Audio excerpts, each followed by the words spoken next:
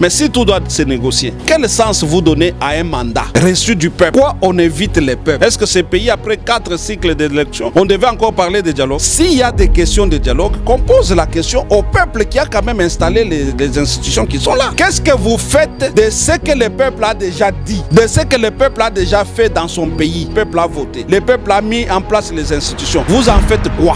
Le dialogue, c'est une capitulation. La possibilité qui nous reste, ce n'est pas de dialoguer. La possibilité qui nous reste, c'est de faire la guerre. Parce que ces dialogues-là sont des dialogues d'asservissement. Ce sont des dialogues de distraction. Faisons autre chose. Nous sommes un État. Nous ne sommes pas un club d'amis. Un pays, ce n'est pas d'abord l'armée. Un pays, c'est d'abord un peuple. Mais mobilisons le peuple. Qui va mobiliser le peuple? Les pouvoirs établis. La paix ne se donne pas. La paix se gagne. Qui veut la paix prépare la guerre. Celui qui veut la paix fait la guerre. Au nom de quoi nous refusons de faire la guerre? Ceux qui tuent répondront. Ils répondront. Ne vous en faites pas. Le tribunal de l'histoire existe. Et demain, ne vous en faites pas. Le Congo fera la guerre. Il n'y aura jamais un dialogue en dehors de sa propre initiative. C'est bien ce mot que le chef de l'État a souligné lorsqu'il y a eu rencontre entre le membre cadre de l'Union sacrée et au moment où les confessions religieuses commencent à élargir leur plateforme pour coûte que coûte convoquer les dialogues sur toute l'étendue de la République démocratique du Congo, enfin de mettre fin à certains problèmes qui piquent le Congolais. Et de l'autre côté, les autres ne veulent pas de ces dialogues. Parce que on va dialoguer avec qui, pour faire quoi et pour quel intérêt? Nous allons recevoir sur ce plateau, bonjour à tous et bonsoir.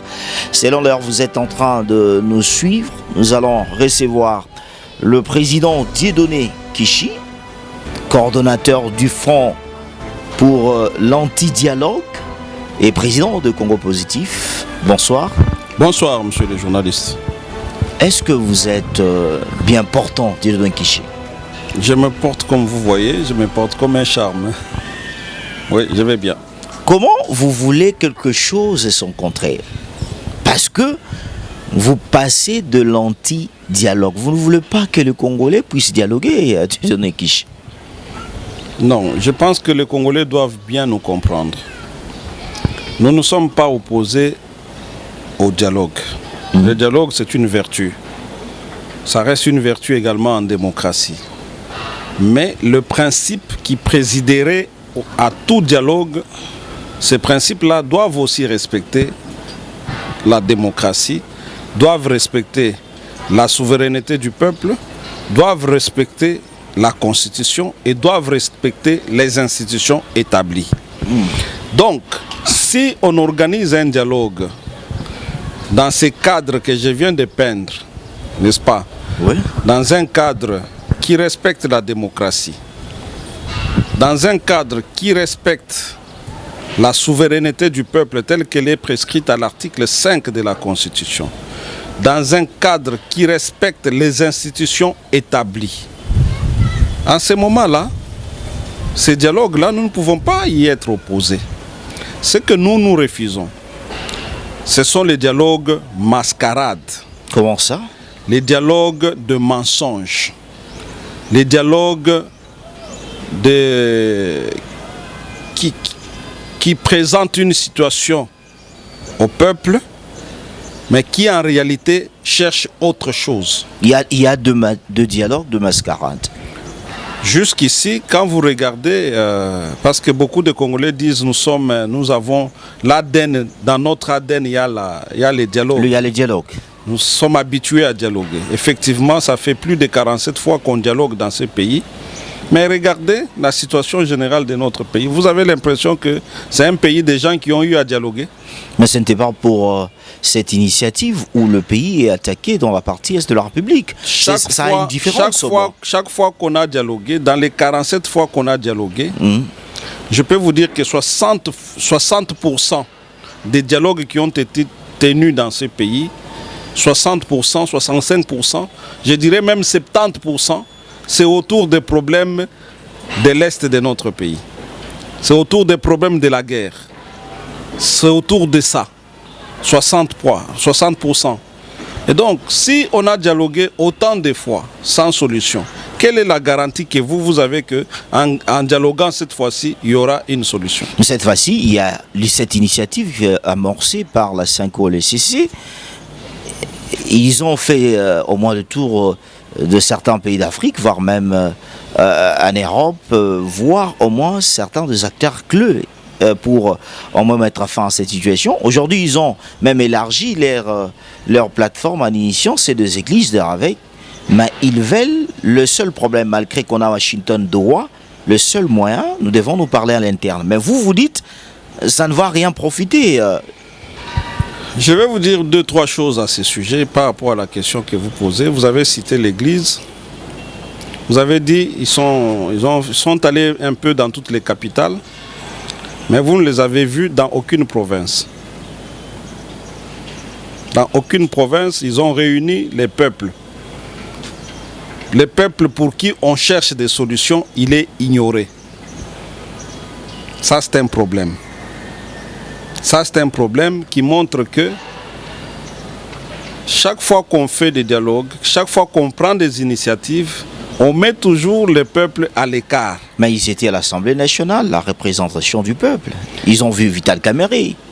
Ils ont vu Vital Kamerhe, le président de l'Assemblée nationale. Ils ont été à l'Assemblée nationale. Mais la question qu'on pose ici, c'est une question qui toucherait, dont les résolutions peuvent toucher à la Constitution. À partir du moment où les résolutions peuvent toucher à la Constitution, en ce moment-là, ce n'est plus une question seulement des représentants du peuple. Parce que s'il y a des résolutions, si on tenait un dialogue, ce dialogue va se terminer par des résolutions. Ces résolutions-là, dans l'ordre constitutionnel de notre pays, vous les classez où? Pour que ça puisse avoir la valeur, la légitimité qu'il faut.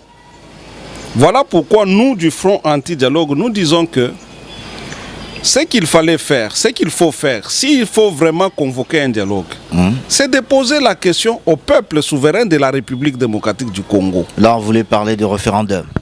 Effectivement, il faut organiser un référendum. Il faut organiser un référendum pour poser la question au peuple. S'ils veulent le dialogue. Oui, justement. Pourquoi? Parce que vous avez évoqué l'église ici. L'église a préparé une feuille de route. Dans la feuille de route, par exemple, l'église dit que il y aura une composante qui s'appelle opposition armée. Mais l'opposition armée n'est pas reconnue dans la constitution de la République démocratique du Congo. Mais ça existe quelque part. Ça peut exister, mais il faut que ça soit reconnu dans la constitution. Dites-moi maintenant, quand il y aura une résolution qui concerne l'opposition armée, dans l'ordre constitutionnel, elle va se classer où? Ça, c'est un problème. Vous voyez que c'est un problème majeur qui peut toucher à la modification de la Constitution. Les implications. La feuille de route a prévu aussi un dialogue des experts. Les experts, on ne connaît pas d'où ils viennent. Ils sont des experts congolais ou bien on ne sait pas. De l'étranger? Ils sont experts en quoi? Qui les a sélectionnés? Quelles sont leurs acquaintances? Quels sont leurs liens avec les uns et les autres? Tout ça, c'est des questions qui restent posées. C'est pour cela que nous disons, quand l'Église se lève pour dire nous devons trouver, l'Église a identifié un problème en disant il y a un problème à l'est de notre pays. L'Église ne peut pas, à mon avis, mon humble avis, ne peut pas se substituer à la place du peuple.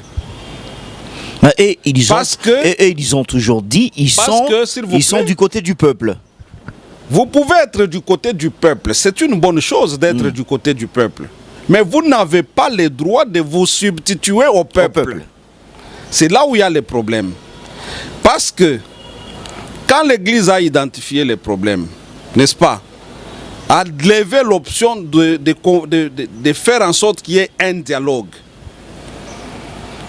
C'est son point de vue. Est-ce que c'est le point de vue du peuple lui-même qui est souverain de la République démocratique du Congo? C'est là où il y a les problèmes. C'est là où il y a les problèmes. Parce que moi, je peux identifier un problème dans notre société. Oui. Est-ce que ces problèmes que j'identifie doit-il me pousser à faire convoquer un dialogue ou bien j'ai une autre possibilité? J'ai une autre possibilité. Et c'est ce que l'Église aurait dû faire. C'est-à-dire identifier les problèmes, soit demander un référendum pour que le peuple lui-même se prononce. Pourquoi? Parce qu'en même temps qu'on demande le dialogue, il y a des institutions qui sont établies, qui sont légalement et légitimement établies. Et à ces institutions, le peuple souverain de la République démocratique du Congo a donné un mandat. Et mandat, ça veut dire quoi? Le mandat, ça veut dire c'est le pouvoir qu'on vous donne pour résoudre l'ensemble des problèmes d'une population concernée. Si on vous a donné un mandat, c'est parce qu'on vous a trouvé capable de résoudre les problèmes. N'est-ce pas? Alors, si l'Église s'était limitée juste à déposer son document, n'est-ce pas? Pour dire voilà, les problèmes que nous avons trouvés, nous vous confions ça à travers une pétition. Par exemple, l'article 27 de la Constitution allait être respecté en ce moment-là et les autorités allaient examiner. C'est là où le président de la République, dont je ne suis pas porte-parole, j'essaie de comprendre ce qu'il a dit. C'est là où il a dit qu'il n'y aura pas de dialogue en dehors de celui que moi je vais convoquer. Pourquoi? Là, vous êtes content de cette déclaration? Parce que c'est le seul en République démocratique du Congo qui a le mandat du peuple congolais de résoudre des problèmes. Même si j'ai besoin qu'il résolve les problèmes selon que je veux. Parce que ici, avec la démarche de l'Église, on sent un peu comme un forcing. Moi, j'ai trouvé les problèmes, voici la solution. Il faut absolument appliquer cette solution. Mais ça, c'est un problème. Dieudonné Kishi, lorsque l'Église remarque au sein de politique, il y a toujours des tiraillements, ils n'arrivent pas à se mettre d'accord sur certains points. Est-ce que l'Église ne peut pas aider au moins à faire que les acteurs politiques, société civile, puissent se réunir?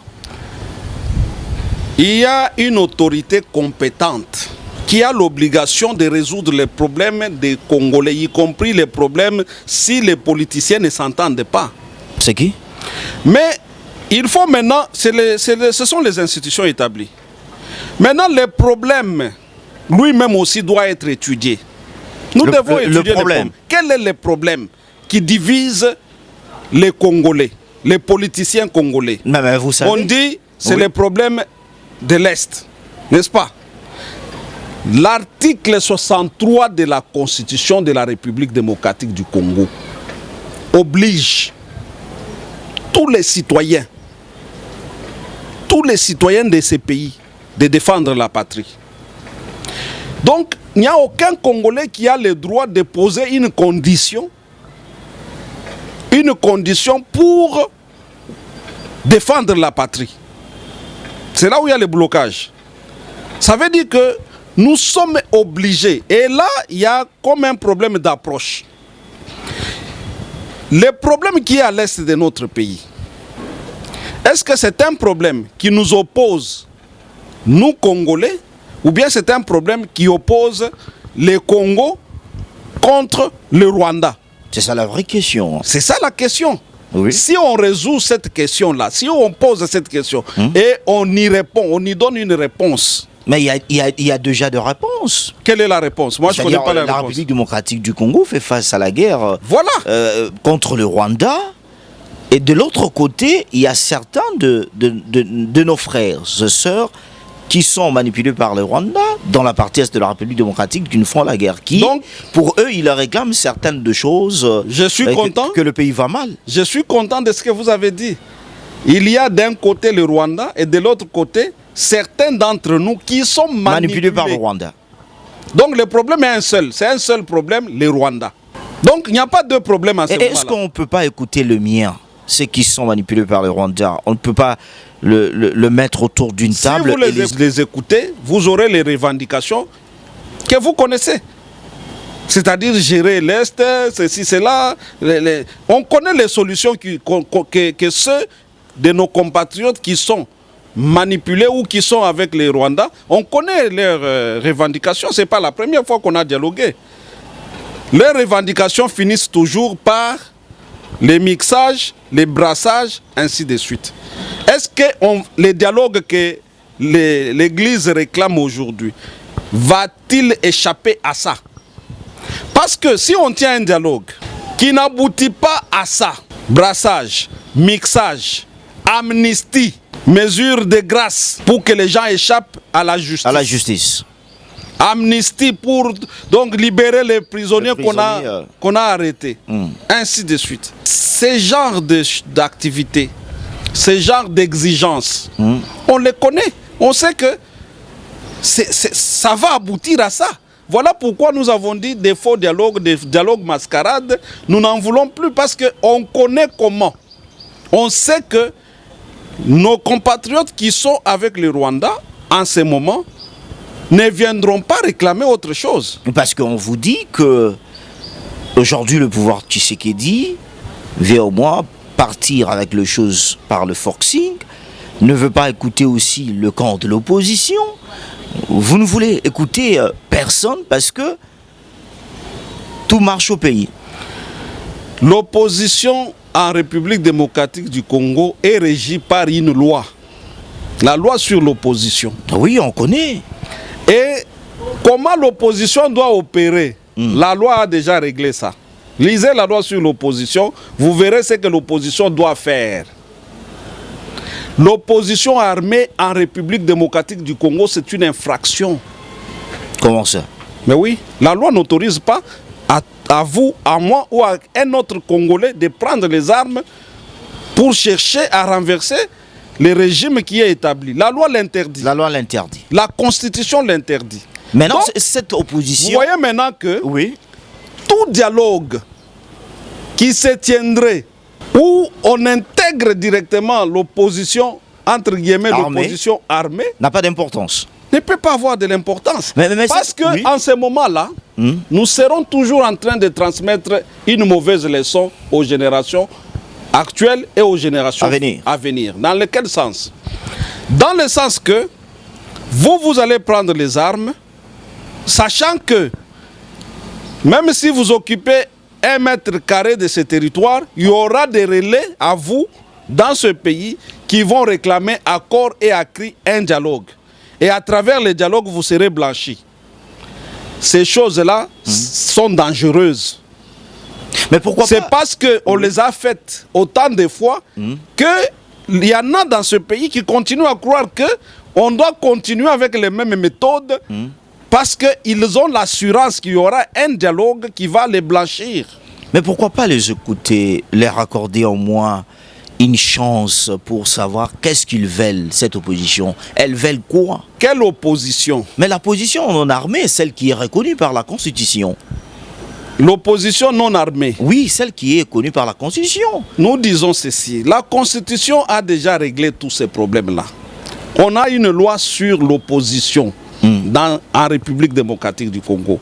Cette loi fixe les mécanismes d'interaction entre l'opposition et les institutions de la République. Mais qu'on utilise ça. Elles sont minoritaires. Hein. De deux, la Constitution de la République, en son article 27, a prévu la possibilité pour tout citoyen, y compris pour l'opposition, de faire des pétitions, d'apporter leurs idées à travers la pétition. Il n'y a pas que les dialogues. Les dialogues, vous savez... Mais pourquoi vous avez peur du dialogue? Non, on n'a pas peur du dialogue. On ne veut pas que le Congo, notre pays, répète les mêmes, je vais dire, les mêmes bêtises chaque fois. C'est-à-dire on doit rester... On sait que les dialogues, là, s'il se tient, c'est pour... le partage de poste. D'abord, ce sera pour les amnisties, ça sera pour les brassages, ça sera pour les mixages, ça sera pour la grâce présidentielle, ça sera pour la libération des prisonniers et ça sera pour le partage des postes. Vous allez partager les postes dans quelles conditions aujourd'hui alors qu'il y a des institutions qui sont établies? Il n'y a pas moyen de tenir un dialogue sans violer la Constitution. Il n'est pas possible.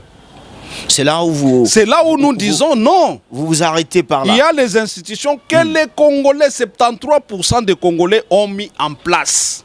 Alors, est-ce que les institutions que les Congolais ont mises en place, à 73%, la constitution que les Congolais ont mis en place au référendum populaire, doivent-ils être bloquées, violées, suspendues, simplement parce que, en tout cas, moins de 1000 personnes d'entre nous, les Congolais, ont pris les armes?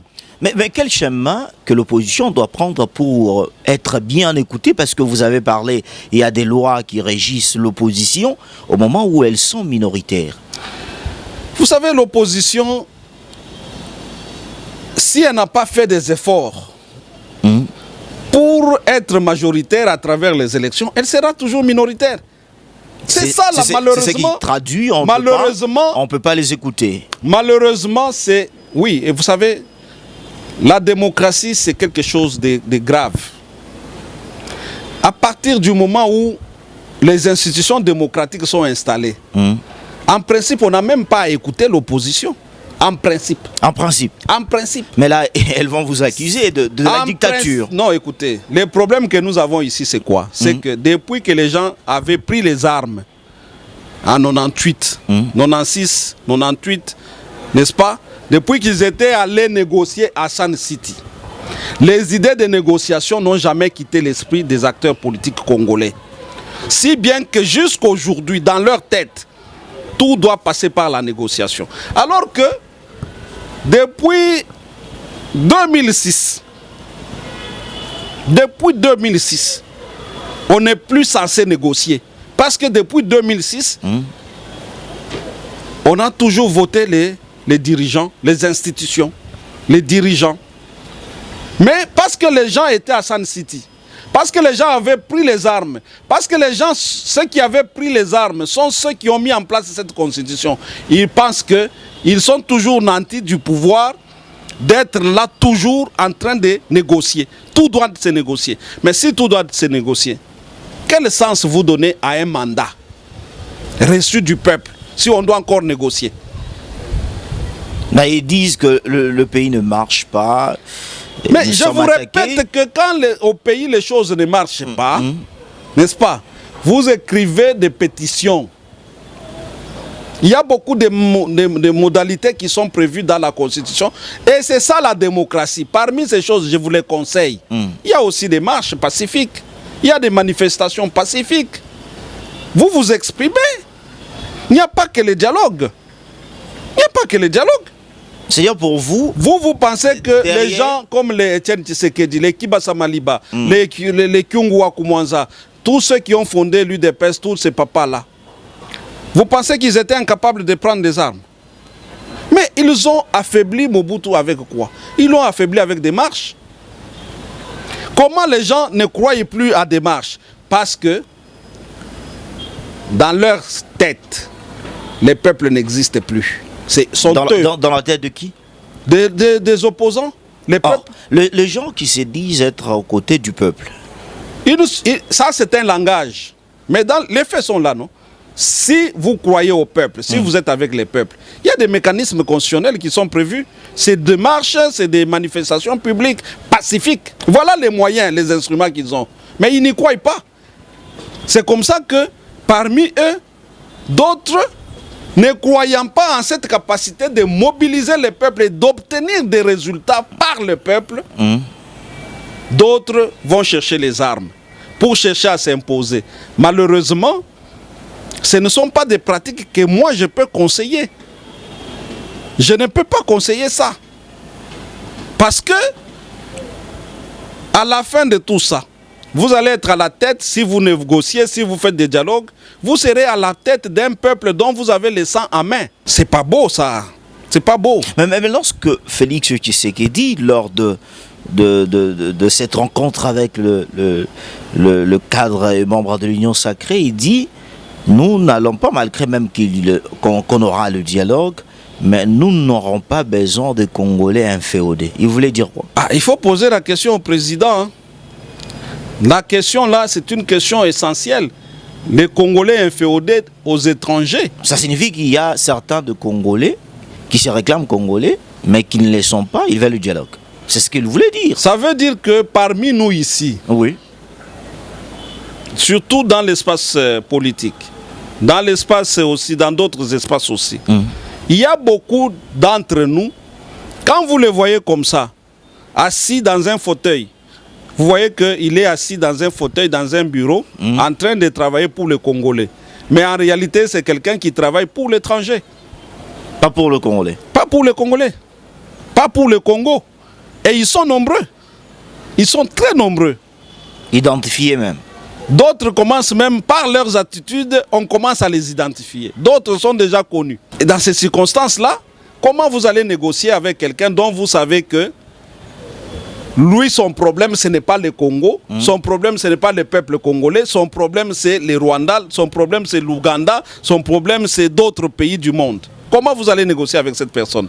En quels termes vous allez négocier avec elle?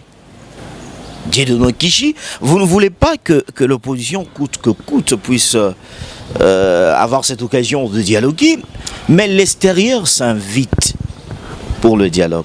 L'ancien président, vous avez suivi, l'ancien président sud-africain, Thabo Mbeki, qui voulait qui sollicite de prendre les choses en main, et il vous dit, il veut être le meilleur médiateur, comme il l'a été avec des Saint-Cité et autres. Pourquoi? La seule question que je veux vous poser, moi aussi, je sais que je n'ai pas le droit de vous poser la question, mais je la pose à ceux qui nous suivent. Oui. Pourquoi on évite les peuples?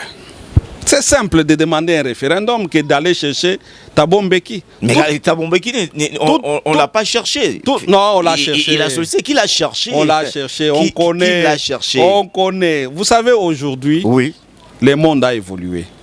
On n'est plus en 96 où Mzee Laurent Désiré Kabila est venu avec ceux avec qui il est venu et tout le monde l'a embrassé sans savoir ce qui était derrière. Le monde a évolué, la situation a évolué. Vous comprenez? Thabo Mbeki a été cherché pour faire ce genre de déclaration. Il a été cherché. Ce n'est quand même pas anodin. Ce n'est quand même pas anodin. Mais il a fait. Pourquoi ce n'est pas, il vous a aidé. Pourquoi ce n'est pas un autre président, un autre ancien président africain? Pourquoi? Il dit qu'il a la maîtrise sur des questions politiques du Congo. C'est pour cela qu'il veut vous aider. Non, ces questions-là ne demandent pas seulement la maîtrise. Oui. Ça demande aussi la crédibilité.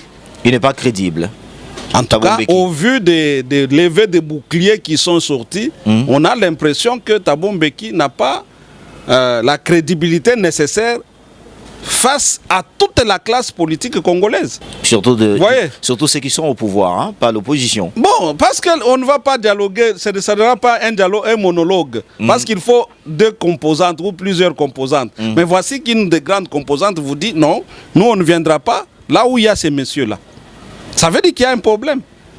Ce n'est pas aujourd'hui. Et le président Thabo Mbeki, moi je ne lui manque pas du respect en tout cas, mais il n'est pas sorti du pouvoir par la grande porte.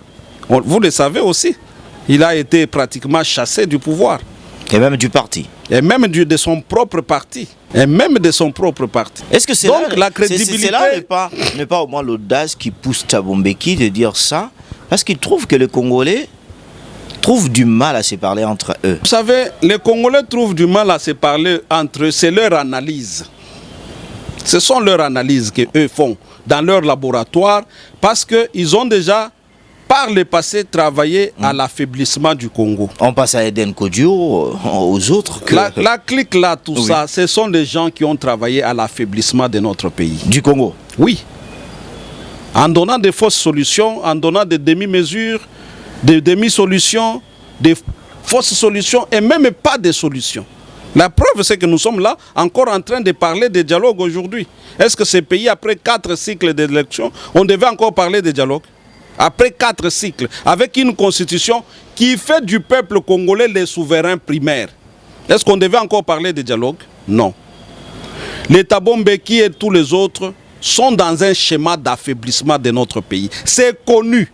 Ils ne veulent pas là. C'est pas moi qui le dis. Ils ne veulent pas le bien du Congo. C'est le schéma de l'affaiblissement de notre pays.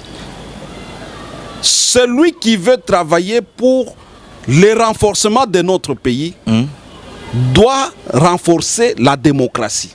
La démocratie, c'est-à-dire quoi? s'il y a des questions de dialogue, qu'on pose la question au peuple qui a quand même installé les institutions qui sont là. La personne qui fera ça, c'est l'indicateur pour dire au peuple, voici quelqu'un qui travaille pour le Congo. Mais quand vous voyez quelqu'un qui le peuple, qui escamote le peuple, cette initiative-là n'est pas bonne. Parce que vous allez vous réunir, vous allez prendre des résolutions. La seule question, qu'est-ce que vous faites de ce que le peuple a déjà dit, de ce que le peuple a déjà fait dans son pays? C'est-à-dire le peuple a voté, le peuple a mis en place les institutions. Vous en faites quoi? Mais eux, ils écoutent au moment des accusations qui viennent de l'opposition que les élections ont été mal organisées. Le pays, il y a une crise, pour eux, ils parlent de crise politique. Il y a eu mauvaise élection en Côte d'Ivoire. Souvenez-vous de l'épopée du président Gbagbo et le président Ouattara. Vous avez vu des dialogues? Vous avez vu des dialogues? Nous ne sommes pas les seuls pays au monde où il y a des problèmes. Pour que nos problèmes, chaque fois qu'il y en a, on part chercher les parrains à gauche, à droite. Cette culture-là, elle nous infantilise. Tout ça parce que dans la tête de ceux qui font ce genre de démarches, les peuples n'existent pas. Ce sont eux qui existent. Ils ont déjà accaparé, ils ont déjà confisqué la souveraineté du peuple. Et c'est au nom, ils marchent avec ça. Au nom du peuple. Ils marchent avec le peuple. Mais en réalité, ils ne reconnaissent rien au peuple. Parce que la moindre des choses, c'était d'abord de reconnaître que non, ce peuple dont nous parlons, il a quand même déjà mis en place des institutions. Ce peuple dont nous parlons, il a quand même déjà mis en place une constitution. Si nous réunissons, nos résolutions par rapport à la constitution seront classées comment? Vous avez vu, nous étions avec vous ici dans ce pays, 2016-2017. Un exemple pas très loin. Il y a eu ce qu'on a appelé l'accord de la Saint-Sylvestre, qui nous a produit 2 premiers ministres. Badibanga et Sami Badibanga Ntita, mon autorité morale que je salue, parce que nous sommes du regroupement Les Progressistes. Et puis, il y a eu Bruno Tshibala, 2 premiers ministres. L'article 78 de la Constitution dit quoi? Que le Premier ministre sort de la coalition qui est majoritaire à l'Assemblée nationale. Son Excellence Sami Badibanga était majoritaire à l'Assemblée? Mais ça, c'était un cas exceptionnel du dialogue. Non, vous refusez de dire que c'était un cas de violation instantatoire de la Constitution. C'était un cas exceptionnel, le pays passait des voilà, moments. non, je vous donne je vous donne des exemples, parce que je ne parle pas en l'air. Allons-y. Bruno Tshibala, Premier ministre, il ne venait pas de la coalition majoritaire à l'Assemblée nationale. Il a été nommé Premier ministre en violation de la Constitution. Vous pensez que c'est ce dialogue ici qu'on va tenir qui va faire autrement des choses? Non. Mais quand ils se disent que le Congolais, on doit parler maintenant de questions sérieuses. Lesquelles? Les questions sérieuses. Lesquelles? Entre autres, l'Est de la République, depuis qu'il... Les problèmes de l'Est de la République... Il y a l'économie du pays, il y a certaines choses qui se passent par la sécurité partout. Là, je deviens encore plus sérieux. Allons-y. Les problèmes de l'Est de la République, contrairement à ce qu'on répand partout, il y a un adage qui dit qui veut la paix prépare la guerre. Les problèmes de l'Est de notre pays, c'est parce que beaucoup ont déjà identifié la peur ici, de notre côté. Beaucoup ont déjà identifié la faiblesse. Beaucoup ont endoctriné les Congolais en disant « Non, vous n'avez pas d'armée, comment vous allez faire la guerre ?» Mais écoutez, un pays, ce n'est pas d'abord l'armée. Un pays, c'est d'abord un peuple, son peuple. Mais mobilisons le peuple. Qui va mobiliser le peuple? Les pouvoirs établis. Les pouvoirs établis, et vous avez vu, nous étions avec vous ici, vous avez vu quand le président de la République a décrété la mobilisation générale, l'armée a refoulé du monde. Les Congolais, vous êtes journaliste, après cette émission, je vous donne un petit devoir, faites votre micro-baladeur. Combien de Congolais ne demandent pas à aller intégrer l'armée? À intégrer l'armée. Combien de Congolais ne demandent pas la guerre? Combien? Mais pourquoi on ne veut pas expérimenter cette solution-là?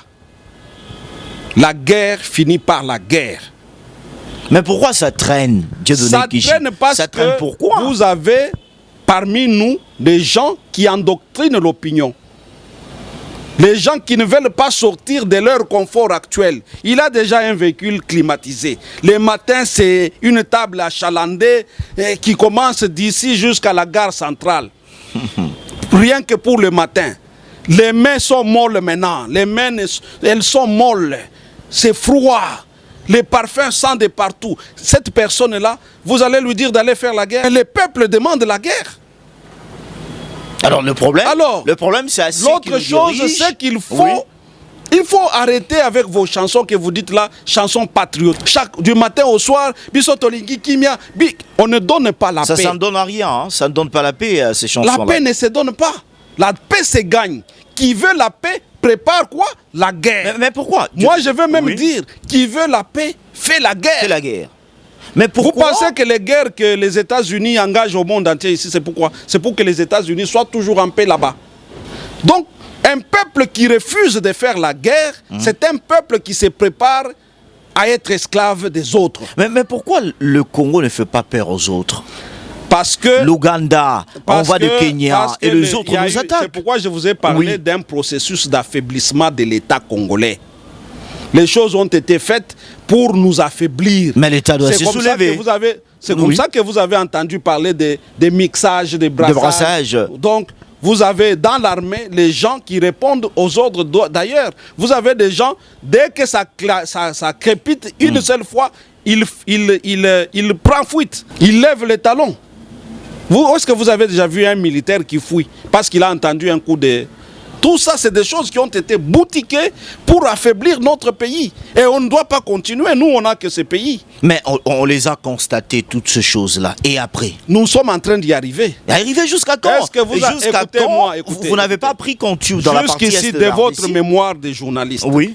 Est-ce que vous avez déjà reçu un acteur politique sur votre plateau qui vous dit que le pays a besoin de la guerre? Non. Tout le monde est venu vous dire que le pays a besoin de la paix, oubliant que celui qui veut la paix prépare la guerre. Celui qui veut la paix fait la guerre. La guerre que nous fait le président Kagame. Dans une certaine mesure, je peux considérer que c'est pour que eux, ils soient en paix là-bas. C'est une guerre préventive. Mais vous voyez, c'est un exemple que je donne. La guerre que fait les États-Unis à travers le monde, c'est pour que les Américains soient en paix. Au nom de quoi nous refusons de faire la paix, la guerre? Au nom de quoi? C'est parce que nous ne prenons pas des choses au sérieux. Des choses sérieuses sont en train de se mettre en place. Mais jusqu'à quand? Vous avez vu vous-même combien de généraux, combien de colonels ont fui les pays ici en janvier de cette année. On continue toujours de tuer. Donc petit à petit, le Congo est en train de se désinfiltrer. L'armée est en train de se désinfiltrer. Mais on continue toujours de tuer. Ne vous en faites pas. Ne vous en faites pas. On continue toujours de tuer dans la partie est de la RDC. Écoutez, malheureusement, nos compatriotes continuent d'être tués. Mais ceux qui tuent répondront. Ils répondront. Ne vous en faites pas, le tribunal de l'histoire existe. Le tribunal de l'histoire existe. On tue les Congolais pourquoi? Pourquoi on les tue? Ils ont fait quoi? Les gens qui sont chez eux, on les tue pourquoi? Mais vous avez vu que le monde entier, à un moment donné, a dit non, ça ne va pas. C'est comme ça qu'il y a eu beaucoup de sanctions. Tout ça, ça montre que la situation évolue. Et demain, ne vous en faites pas, le Congo fera la guerre.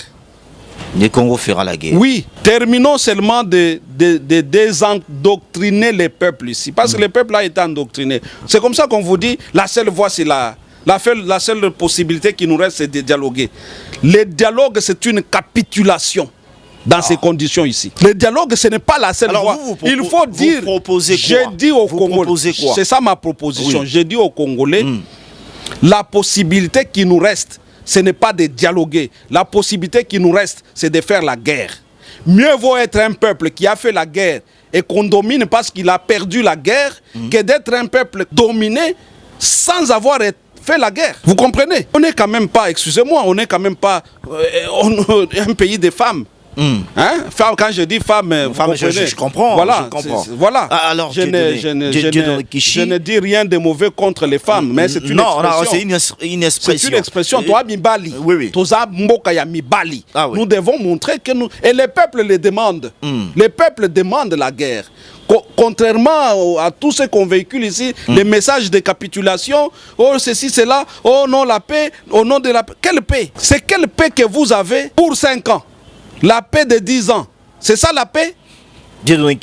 On parle parce que cette situation dans la partie est de la République, on a l'accord de paix Rwanda-RDC, on a aussi de l'autre côté Doha, mais il en remarque que avec le Rwanda, on remarque que entre les deux pays, il y a de l'hypocrisie qui règne. Parce que on crie au cessez-le-feu, mais on continue de tuer. Bon, c'est parce que il n'y a qu'un peuple comme nous pour penser que les documents que vous signez engagent les États qui ont élaboré un programme. Le Rwanda a élaboré un programme sur le Congo. De diviser le Congo. De faire ce qu'il fait. Et ça dure plus de 30 ans aujourd'hui. Nous sommes pratiquement à 31 ans aujourd'hui. 31 ans. Alors, ces programmes-là, pour qu'ils s'arrêtent, il faut les déprogrammer. Il faut la tête. Mais ici, c'est pourquoi nous disons il faut d'abord arrêter avec les dénis de la guerre. On se comporte comme si on n'était pas en guerre. Effectivement, hein, c'est ce qui se passe partout en RDC. Mais tout le monde parle de la situation à l'Est. Tout le monde veut des solutions. Mais lorsqu'on va dire... Mais on ne se comporte pas. On ne se comporte pas comme un peuple qui est en guerre. Regardez ce qui se passe en Ukraine. Qui parle de l'opposition en Ukraine? Parce que cette guerre, beaucoup pensent qu'on l'a fait au président Tshisekedi. C'est comme si on pensait que d'ici 2028, lorsque le mandat du président Tshisekedi va se terminer de manière constitutionnelle, la guerre va s'arrêter. Est-ce qu'on peut espérer ça? 2028, notre compatriote Corneille Nangaa va arrêter. Vous voyez que ce n'est pas une guerre de régime, c'est une guerre d'État. Donc, il faut d'abord changer ces paradigmes et ces narratifs-là. La guerre qu'on fait, ce n'est pas une guerre liée à un régime. Parce que si c'était lié à un régime, elle n'existe pas seulement maintenant. Ça fait 31 ans que la guerre est toujours à l'Est. Ça veut dire que c'est une guerre qui est menée contre un peuple. Alors il n'y a que le peuple qui va régler ça. Il n'y a que le peuple qui va régler ça. Ce n'est pas l'opposition, ce n'est pas l'Église, ce n'est pas qui que ce soit, c'est le peuple lui-même qui va régler cette question. Nous sommes avec vous dans ce pays, nous observons ce qui se passe. Vous pensez qu'au Rwanda, il n'y a pas un peuple? Mais pourquoi le peuple rwandais, face aux agissements de son gouvernement, il ne se lève pas pour dire non, ne tuez pas là-bas? Ne faites pas ce que vous faites au Congo. Pourquoi? Mais ils ont déjà eu la morale de leur gouvernement. C'est parce qu'ils savent que la paix vient de la guerre. Moi, j'ai étudié la théorie des organisations avec le professeur François Mukoka Senda à l'université de Kinshasa. Il nous a dit, dans la théorie des organisations, on a dit le désordre crée l'ordre. L'ordre vient du désordre. C'est qui est difficile. La paix vient de la guerre. Mais chez nous, c'est comme si on espère que la voie diplomatique, c'est celle qui va nous faire sortir de cette situation. C'est pour cela qu'on nous trimballe. Regardez depuis qu'on a signé, qu'est-ce qui est respecté? On nous trimballe. On nous trimballe parce qu'on sait que nous, on est attachés à ça. Le jour qu'on comprendra que ce peuple a commencé à changer cette mind, sa façon de réfléchir, vous allez voir les changements sur le terrain. Nous sommes quand même 120 millions de citoyens au monde. Si nous concentrons 10 millions, 20 millions là-bas, la guerre va continuer. Si nous concentrons, même sans armes, parce que vous parlez, vous, de l'armée, moi je vous parle du peuple. Du peuple. Je prends 20 millions de Congolais. Tout ce que je cherche, c'est les avions et la nourriture pour les 20 millions. J'achète des avions qui amènent les gens là-bas. 20 millions. La guerre va continuer. 26 millions. Parce que au Rwanda, tous les Rwandais au monde, ils sont seulement 13 millions. Moi, j'amène 26 millions là-bas. La guerre va continuer. Pour rédiger une pétition de l'anti-dialogue, ça avance ou bien vous avez arrêté? Non, au contraire. J'ai ici, je peux vous montrer. Chaque matin, je reçois les... Déjà combien?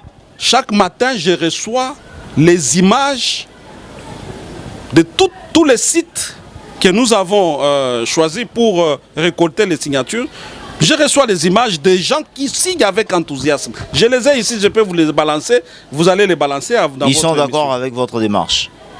Totalement d'accord, nous sommes même surpris. Nous sommes en train d'avoisiner les 1 million de signatures. À 2 semaines seulement du lancement. À 2 semaines seulement. Alors qu'il y a des provinces qu'on n'a même pas encore atteintes. Vous étiez content de propos de Félix Tshisekedi, qui soutient vos thèses, Mais, d'autre part. mais il s'agit... On n'a pas à être content ou ne pas être content. C'est une position normale pour un président qui défend son État, qui défend sa nation, qui défend son pays. Tout simplement. Après avoir fait toute la démonstration que j'ai fait ici, vous avez compris avec les téléspectateurs qu'on n'a pas une autre voie que de refuser des dialogues-là. Parce que ces dialogues-là sont des dialogues d'asservissement. Ce sont des dialogues d'affaiblissement. Ce sont des dialogues de distraction. Faisons autre chose. Nous sommes un État, nous ne sommes pas un club d'amis. Mais un État répondait aussi aux besoins du peuple. Je vous dis que l'État a été affaibli pour nous conduire à ça, pour continuer à nous opposer ça. On a affaibli, n'est-ce pas? Après, on commence à t'opposer tes propres faiblesses. Les faiblesses qu'on a créées chez toi, on commence à te les opposer. C'est ça la situation du Congo. Kishi, nous sommes presque en train de chuter. Si aujourd'hui vous avez un conseil à donner à cette opposition, sera lequel? D'aimer le Congo, d'aimer les Congolais, tout simplement. Ils n'aiment pas le Congo. Et de quitter les capitales là, de compter sur le Congo et les Congolais. Quand ils se réunissent à l'extérieur, ça vous choque, hein? Non, ça ne peut pas nous choquer, au contraire, moi personnellement, quand je les vois, j'ai l'impression d'être en face des petits-enfants. Mais comment ça? Parce que ils se sont c'est déjà l'attitude des petits-enfants. Dès qu'ils ont un petit problème, ils partent voir les oncles, ils partent voir les grands-pères, ils partent voir les amis des mamans, ils partent voir les amis des papas pour accuser les papas. C'est bizarre, ça on a fait depuis longtemps. Changeons. Le problème qu'on a ici, c'est que même l'opposition elle-même aujourd'hui, moi je n'ai rien contre l'opposition, mais elle est quand même en panne d'imagination. Pas en panne d'imagination comme telle, parce que elle ne veut pas voir qu'il y a une évolution, même dans la façon de voir les choses de la population. Elle refuse de voir, elle continue à croire que c'est toujours San City qui règne ici. Vous parlez trop de la population. Une question directe, est-ce que cette population est consciente de ce qui se passe? Mais la population est consciente. La population est consciente. C'est comme ça que vous voyez que depuis un temps, les marches, quand on les convoque, ça ne marche pas. Parce que l'opposition ne s'est pas encore identifiée à quelqu'un aujourd'hui. Non, l'opposition n'a pas de leader aujourd'hui. Non, il y a des leaders. Autoproclamés. Autoproclamés? Oui, et des leaders qui ont changé de position selon les temps. Hier, la plupart, ils étaient dans le pouvoir. D'autres ont rejoint le pouvoir. Vous voyez? Mais qui est l'opposant, le leader de l'opposition que le peuple adule aujourd'hui dans ce pays? C'est qui? Citez-moi. Comme on a eu les Etienne Tshisekedi. Après Tshisekedi, Etienne Tshisekedi, c'est qui? Citez-moi les noms. Il y a des Katumbi, de Martin Fayulu qui sont là. Papa, moi j'ai lu un rapport des Nations Unies. La personne que vous avez citée collaborerait avec les M23. J'ai cité des personnes. Qui encore? J'ai cité Martin Fayulu et Katumbi. Oui, Martin Fayulu, c'est un leader, mais je crois qu'il a perdu le contrôle de la population congolaise. Oui. Il a perdu ça. Parce qu'il n'y a pas de raison aujourd'hui, en réalité. Il n'y a pas de raison. Moi, si j'étais le conseiller de Martin Fayulu, depuis 2018, j'allais lui dire de se rallier à son frère, Félix Tshisekedi, et de faire un pouvoir fort. Mais il était avec lui dernièrement, ils se sont rencontrés. J'ai l'impression que c'est tard. Tshisekedi n'a pas voulu. J'ai l'impression que c'est tard. Il aurait dû faire cette dynamique en 2018, au début de 2019, en reconnaissant son frère comme président, n'est-ce pas? Et en mettant en place un cadre qui allait même faire que lui soit le premier ministre de la République. Mais là, avec le temps, beaucoup de choses ont été érodées sur son leadership dans l'opposition. Aujourd'hui, les temps ont fait que... C'est pas moi qui décrète qui est leader de l'opposition, mais j'ai l'impression qu'il a perdu ça. Dernière question, Dieudonné Kishi. Est-ce le pouvoir de Félix Tshisekedi convainc le peuple? Sur quel point de vue, je ne sais pas. Sur tout le plan, que ce soit sur le plan social, moi je pense qu'aujourd'hui, les Congolais sont préoccupés par la situation de l'Est de leur pays. Parce qu'il n'y a aucun Congolais qui est prêt à perdre 1 cm² du territoire national. Aucun Congolais, je le dis bien, aucun Congolais digne de ce nom n'est prêt à accepter que le Congo perde 1 m² de son territoire. Vous voyez? Donc de ce point de vue, sur le plan sécuritaire, tous les Congolais sont avec le président Tshisekedi. D'autres plans Les autres plans, c'est oui. Comme toute gestion, il peut y avoir des forces et des faiblesses. Il peut y avoir le peuple qui est avec lui, il peut y avoir aussi une partie du peuple, peut-être petite, qui ne soit pas avec lui sur tel point et tel point. Par exemple, le point de la justice, je suis en train de me rendre compte que le peuple était avec le président plus quand il avait son ministre de justice qui vient de quitter, qu'avec le reste. Vous voyez, ça c'est une opinion, c'est un point de vue. Vous voyez, aujourd'hui, si le président de la République dit « je réhabilite Moutamba », vous allez voir. Vous allez voir que le peuple sera content. Mais nous savons aussi que c'est un président qui n'aime pas interférer dans les affaires de justice. On le sait. On le sait. Merci Dieudonné Kishi. Je rappelle, vous êtes coordonnateur du Front pour l'anti-dialogue, malgré que vous ne voulez pas intégrer l'opposition. Vous cachez derrière la Constitution que le pouvoir veut changer. Hein. On ne se cache pas de la Constitution, c'est ça. Vous avez vu vous-même que quand le président a dit qu'il va changer de Constitution, vous avez vu les opposants qui ont dit on ne touche pas à ma Constitution. Maintenant que le président dit respectons la Constitution, pourquoi il refuse? Vous comprenez? Vous comprenez? Parce que le problème que pose le président en disant il n'y aura pas de dialogue en dehors de moi, ça veut dire qu'il n'y aura pas de dialogue en dehors du dialogue qui est convoqué par lui en tant que garant de l'État, de la nation et garant du bon fonctionnement des institutions. Donc en dehors des institutions, il n'y a pas. Alors, donc il ramène tout le monde au respect de la Constitution. Maintenant les gens disent oh non, ils commencent à refuser la même Constitution qu'ils sont en train de défendre. Merci. Vous voyez que c'est du Front, c'est compliqué. Pour l'anti-dialogue, président de Congo Positif, merci d'accepter notre invitation. C'est moi qui vous remercie. Alors c'est par ici que nous mettons au point final à ce magazine. Carte sur table. Retrouvez la même émission vendredi à 14h juste. Vous allez nous suivre de partout en République démocratique du Congo. Canal Plus 596, c'est bien sur Congo 26 Télévision, la chaîne de l'unité nationale. On se retrouve la semaine prochaine avec un nouveau invité. Et merci pour ce beau cadre qui nous a reçus pour ce tournage de l'émission, l'espace Ivana, que nous disons merci. Et on se retrouve au nouveau numéro. Merci.